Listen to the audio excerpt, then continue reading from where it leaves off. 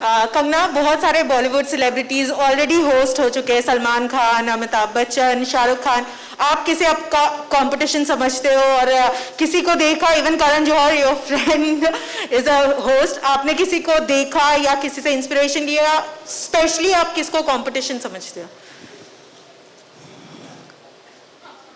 मैं आपको लगता है किसी से इंस्पिरेशन ले सकती हूँ?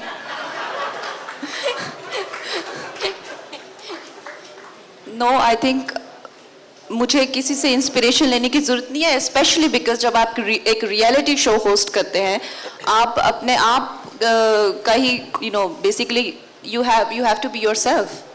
तो I think it's not in my character to try and copy anyone.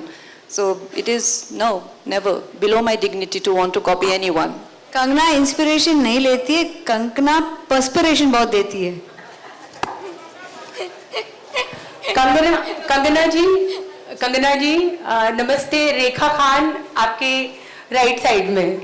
Hello Rekha ji. जी, सबसे पहले आपको बहुत सारी मुबारकबाद, बहुत सारी शुभकामनाएं. धन्यवाद. शो के लिए मैं ये जानना चाहती हूँ कि मेरे दिमाग में ये सवाल आ रहा है कि अपने OTT डेब्यू के लिए आपने ये शो क्यों चुना?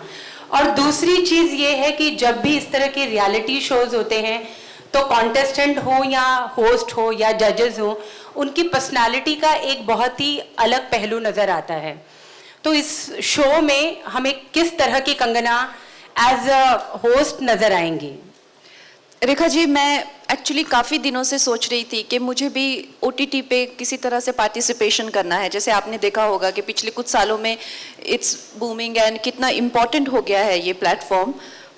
मगर मुझे कुछ क्लैरिटी नहीं थी कि व्हाट डू आई डू. तो एकता जी ने मुझे इस बात को लेके फ़ोन किया और उन्होंने कहा कि वी शुड डेवलप समथिंग. और मुझे ये आइडिया बहुत अच्छा लगा, क्योंकि मेरे जितने भी किरदार होते हैं उनमें कोई ना कोई बहुत ही ज़्यादा लार्जर देन लाइफ कैरेक्टर मैं प्ले करती हूँ, चाहे वो तलाइवी हो या मणिकर्णिका हो, कुछ ना कुछ तेजस हो या धाकड़ हो.